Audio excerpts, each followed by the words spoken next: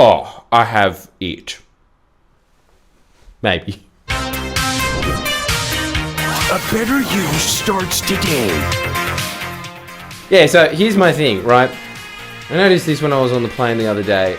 Somebody just got a coffee on the plane for free, mind you. Thank you very much, Virgin. Not flying with fucking Qantas ever again. Qantas shirts available at Friendly Geordies. Wow, 3 things that I could advertise here. See, this is something that you need to learn, kids. Before we even go into that little piece of advice, you know what life is about? It is about finding something where you could just monetize things endlessly. But anyway, the thing is, look, I need you to understand this point. Yeah? I see it all the time with all these little bitches in the comments, especially on Reddit, obviously, but, YouTube as well. There is a bunch of fuckwits out there that are, and this is an observation that my mother-in-law had, who used to run a Vietnamese bakery for a very long time, yeah? And she noticed this. You know how Asian people just seem to get ahead in life a lot easier and quicker than we do? Yeah. There's no diversity quotas for them. I truly think that though. Like, dude, those guys just get in on pure hard work. They are easily the hardest working people on earth. Vietnamese, followed by probably Japanese and Koreans. It's just all the Asians, right? We all know it, yeah? And so anyway, right? The thing is, she noticed this, and I was saying, what's going on here? Because I noticed it as well.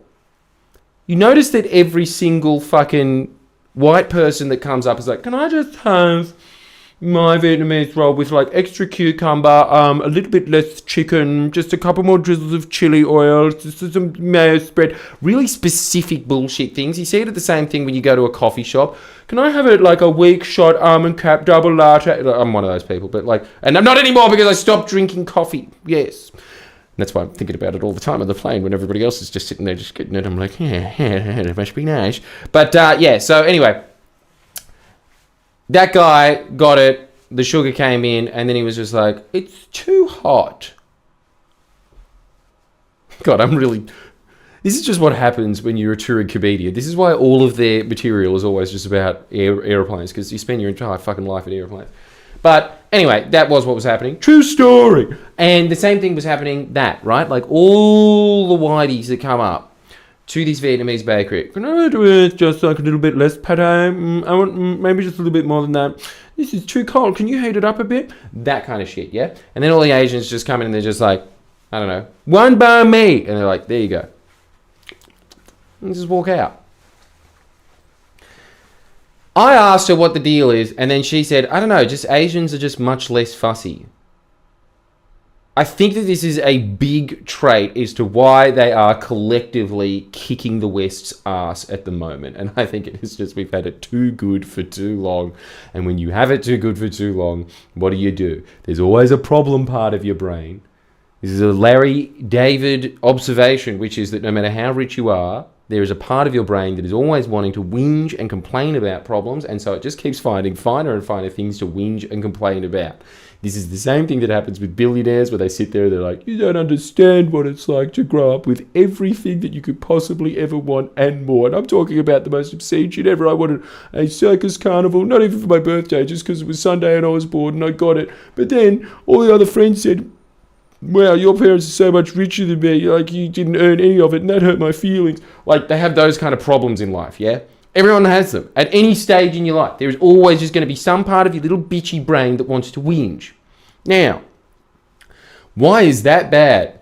You should know. Why am I telling you? Look, when you live in a Western society, and you don't have to eat fucking rat meat, I mean, I don't think that many Asians do. I think they just do it out of delicacy. But the thing is, look, you don't have to. You've got your choice of just an endless amount of breads.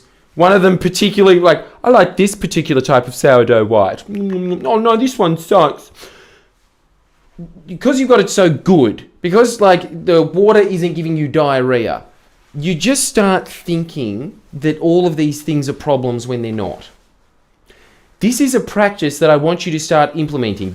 We are actively going on to that prison planet in Dune where the Swordika are trained. And then only the mightiest warriors survive. We're doing a way less wimpier version of that, which is The next time you get a burger and you say, I said no tomatoes. Those moments of your life where you just, something went your way, like something slight didn't go your way and you're pissed off. Most of the time as well, the other thing about us Westerners is we're too passive aggressive to even go and just be like, it's bullshit, right? Like, I mean, there's the currents, but most of us just go like, fuck. I'm telling you that I want you to get rid of that emotion entirely. I want you to enjoy the fact that you have something new and it has an element in it that you don't like and you didn't pay for. I want you to have that the next time that you are waiting for a bus and you're like, it should be here by now. Why doesn't I pay my taxes? Any of these moments in life where there is an inconvenience, where the Uber driver is kind of just a bit shaky and does the little thing with the brake. Why do they do that? The dick. Did I just get a shit one? What's going on there? I always thought it was a cab driver thing that they were just like slowly making the meter go up. But then I see that a bunch of Uber drivers do it. Maybe they were taxi drivers. Maybe I've answered my own question. Maybe I haven't. Let's be honest, probably haven't. What I want you to understand is that all of those moments in your life where there is something there that is just not going your way and you have that little moment. First off, what do we know about your physiology? Every one of these moments takes hours to process out of your brain because those moments were, as we'll discuss in a previous video, they are designed for you to not have your little, like, so you have the strength and anger to attack saber-tooths and shit. And now you're having it because the pate wasn't as chunky as it normally is. It was designed for something that was going to eat you, not for something that you're going to eat, that is into your very specific taste. This is the point that we're at. And look, I'm talking about myself as well. I did it the other day. That's why I had started instilling this practice, because I just remember reading this about one of these Western Buddhism comparison books, yeah? And so that did happen. And I got a shake, and I specifically said more berries, and they didn't put in more berries. It was the normal amount of berries. I just had it, right? Like, I just went through it and I was just like, wow. And then I started thinking about everything that I liked in the berry, as opposed to just like, this sucks. You see it all the time with politics, yeah? Like, like we have a Labor government in now. I cannot tell you the amount of good that Labor government has done in its very short 1.5 year lifespan. Huge progress, massive progress. We're talking from emergency services upgrades to healthcare services upgrades to huge amounts of infrastructure spending that has not happened over the last 10 years, to budget repair, to getting rid of a bunch of fucked consultants and just getting them out, like weeding out all of these bureaucrat psychos that have just been embedded deeply into the bureaucratic system. Huge programs, including like the childcare program that they're setting up now. Like there is, and like, the $200 billion investment in renewables and all this shit, yeah? And what do they focus on instead? Negative gearing. Because the entire population said they don't want negative gearing. But I refuse to believe that. It's because they don't. Right? This is what people do. They focus on the thing that's bad. And the reality of the situation is, we live in the Western world. Our lives are not bad. They're incredible. And I would argue, even if you're in a developed nation, your life is not that bad in comparison to a fucking monkey in the zoo in a developed nation. Right? Like, it gets so much worse. And I think that this is a bad implement that happens when life is good. You start, that problem part of your brain starts looking for teeny little problems. And the bad thing about that is that it makes you a very petty, very difficult person to work with. Like that, I want more onions on my banh mi. I want more onions. Like that is, do you think, what I'm saying is that has impacts to the rest of your life. Huge impacts.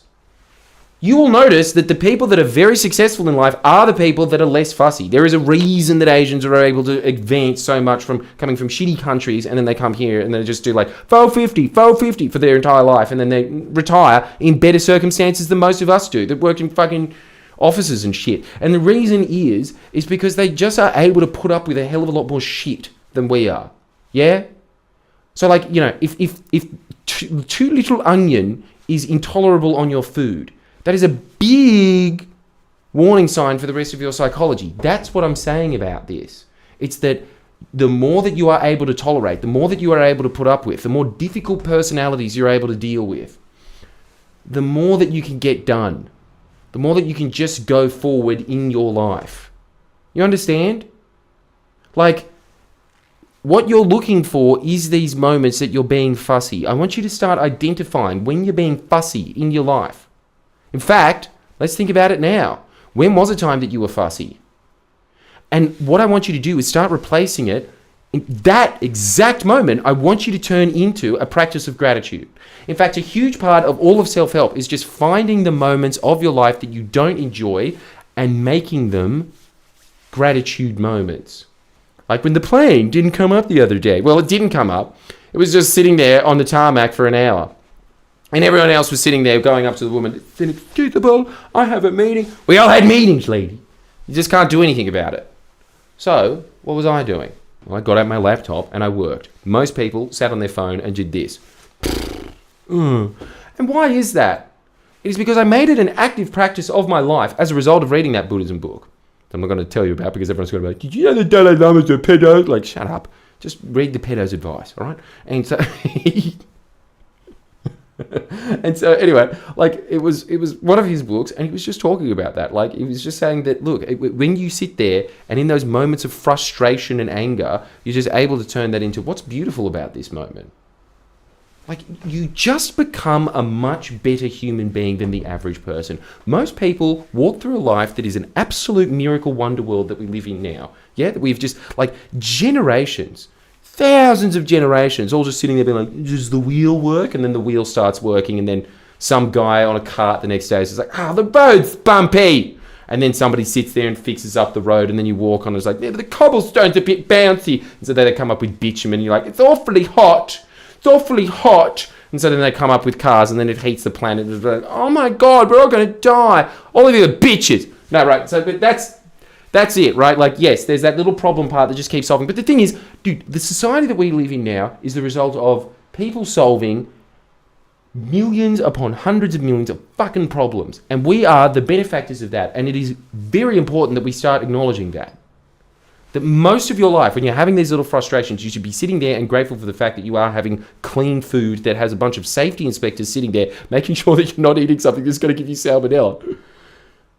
That's what I'm talking about. There is a bunch of things to be grateful for in that moment. And the reason that you want to do it is because it is systematically making you a less difficult person. And think about that. You enjoying the bad moments of your life. How is that not the definition of enlightenment? Deep. I'm going to leave you with that. Make sure that you sign up to Jordan Shanks, where I can keep reminding you over and over again that just eat the fucking tomato. They'll be doing that, but I'll also... Look, it is an investment in yourself. It really is. Having self-help drilled into your mind all the time is an investment in yourself, because if you remember just a couple of these things throughout the week, guess what? Your week's going to be better. Your week's going to be more productive than the person that's sitting on their fucking phone doing nothing and wasting their life.